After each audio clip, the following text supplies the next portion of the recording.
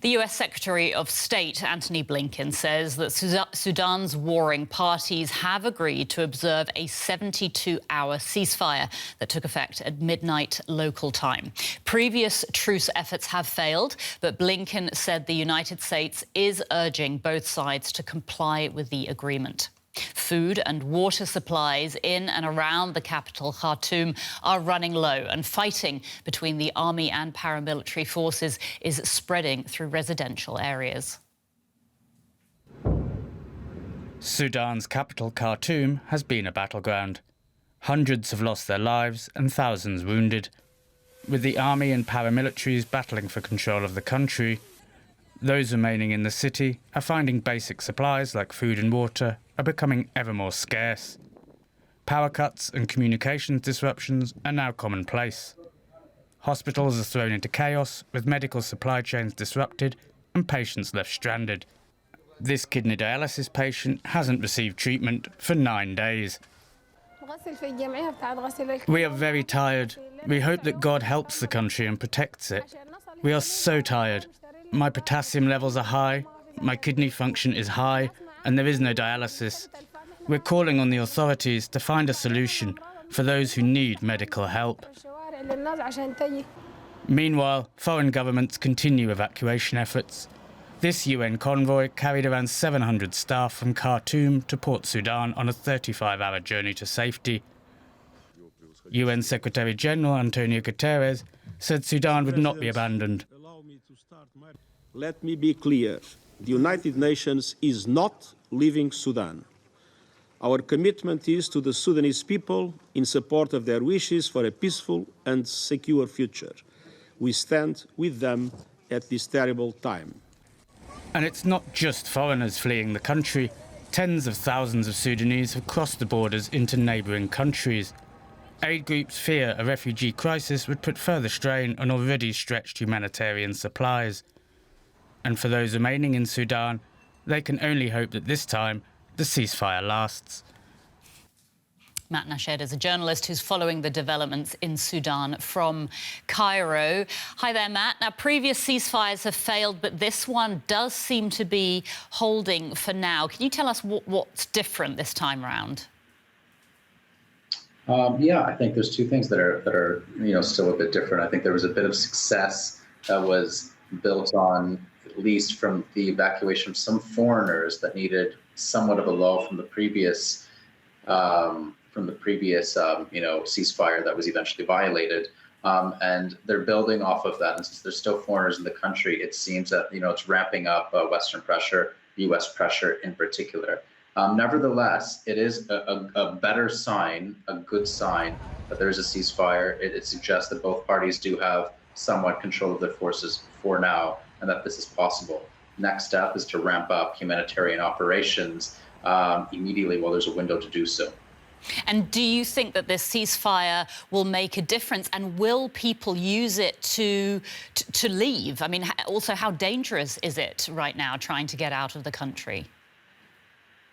Yeah, people are going to use this opportunity to leave. I think they're also going to, I think they were also just trying to leave because they didn't see an opportunity just 24, 48 hours ago to do so. So absolutely, people that can get out are trying to get out. And I think that shows just the lack of faith for them of how much the ceasefire will hold moving forward. In terms of the danger, it's incredibly dangerous. We're hearing reports, particularly crowded on the northern border of Egypt, while women and the elderly and children can get into Egypt without a visa. Men cannot. They need to apply for one at a consulate in this, in the city close to the border called Wadi Haifa. And as a result of that, there's just a huge buildup at the border, huge humanitarian concerns. It's a really difficult scene. I wanted to ask you about the lack of internet connectivity in the country. Apparently, it's around 2% of the normal level. Why is this? And more importantly, how are people getting any information if they can't get it through the internet? Yeah, you're right. I think the result of that was just due to the war. It hurt and damaged that the towers of the internet providers accordingly. So connectivity was significantly compromised in terms of how people are getting information. I think there's not a way to compensate for networks that are built online in order to help people navigate. That said, there are informal community networks, so people are going to rely on word of mouth. They're going to rely among these informal networks among their communities, and they're going to hear of things from community members about where's safe, what makes sense, which roads to travel on, and where conflict is at any given time, on the road to try to get out of the country. So that seems to be what people have no choice but to rely on, and it has proven effective, but still quite compromising that there's no internet connectivity at the moment. Matt Nashed in Cairo, thank you so much for your time. We appreciate it. Thank you as well. Take care. Boris Pistorius, the German defence minister, explained how a coordinated operation allowed the evacuations of hundreds of civilians from the conflict zones in Sudan. In close coordination with quite a few partners, the US, Great Britain, France, and also, I want to say clearly, with Sudanese President Burhan and his Chief of General Staff, and with our new Inspector General Breuer, we then established contact on Saturday and got the final go-ahead for the restriction-free use of the airport. That was important, although not sufficient on its own. Further security measures were necessary, but that was basically the game changer in this situation. That's the German Defence Minister, Boris Pistorius. We're joined now by Matthew Moore. He's DW's political correspondent. Matthew, can you give us the latest on the German evacuations from Sudan? Morning, Anya. Yeah, the part of that game changer allowed us to confirm this morning that a fifth flight has landed in Jordan from a base north of Khartoum that took off overnight and landed this morning, and that brings the total number of people evacuated by the German army to almost 500. Among them, diplomats, business people, aid workers and families, but also a huge number of non-Germans from around more than 30 countries. And officials in Berlin are keen to use this extended ceasefire to continue flying their own citizens and those of allies out. Germany is now coordinating the international evacuation efforts focused around that small airbase north of the capital. And it's a round-the-clock operation basically involving around 1,000 or more Bundeswehr soldiers. Paratroopers are on the ground providing security in what is an extremely tense and precarious situation, which officials in Europe here know that could change at any moment, thwarting efforts to rescue their citizens and others. And it's not just flights, Anya. We also know and can say that a German Navy vessel is on course for Port Sudan in the Red Sea to deal with a humanitarian situation which is developing there on the coast. And hundreds of people have made that long and dangerous journey over land in the hopes they can leave by ship. So more to come, certainly, in the next hours and days. Matthew, thanks so much. That's Matthew Moore, DW's political correspondent. And for more, let's bring in journalist Patrick Oye, who has been following the situation from Juba in neighboring South Sudan. The U.S.-mediated ceasefire appears to be holding. Is this truce likely to be different to other failed ceasefire efforts over the past week? For now, it is holding. It came into effect around midnight Sudan time. And at least it has been quiet, which is what many Sudanese are happy about, because many people have been concerned about the fighting going for very long. However, it is difficult to really say that the truce will be holding, because one reason as to why the previous ceasefires have been failing is basically because the fighting is taking place in the city and everybody is claiming control of everywhere. Like, for example, the Rapid Support Forces will tell you we're in control of the airport. The Sudan Armed Forces will tell you, no, we are the ones in control of the airport. So if clashes begin at the airport, who do you blame? Who is supposed to be held accountable? You cannot hold anybody accountable because everybody is saying they are the ones in control of that area.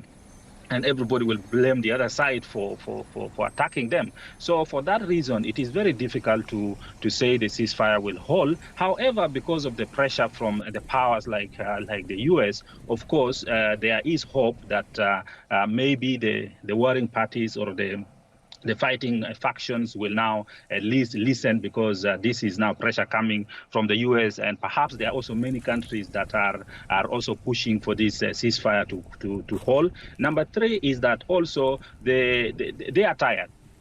You know, fighting is not an easy thing. For these past many days that they've been fighting, it has been exhausting. So perhaps these factors will help in ensuring that the ceasefire holds.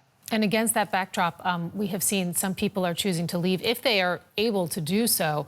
Also, international diplomats, aid agencies, governments, they have been pulling people out of Sudan. How difficult have these moves been?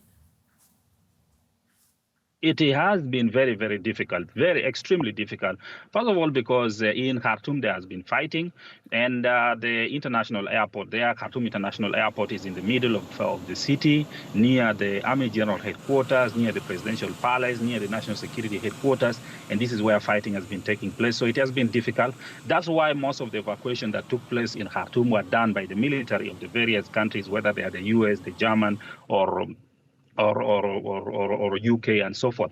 Now, the other route has been Port Sudan East, and that route is a long one. It is more than 700 kilometers. There are several roadblocks along the way, manned by different armed groups. And then when you're traveling there, it takes you at least more than 8 hours. That is if you are driving more than 100 kilometers per hour. But of course, with a large convoy, you can drive very fast, and with so many checkpoints. So it has been taking people more than 24 hours to go to Port Sudan and be evacuated from there. So it has been extremely, extremely difficult. But now, of course, if at all the ceasefire holds, then at least something can be done, even to help the Sudanese people who are stuck in Khartoum.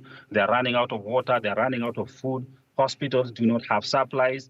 The humanitarian agencies that normally help, whether health centers or hospitals, are not able to get out and help people.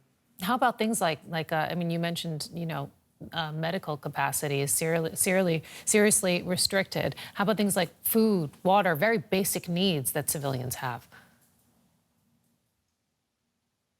These are very challenging times now, because the markets don't exist. For example, markets have been bombed, destroyed, and even if they did exist, who would be there anyway? There is nobody there.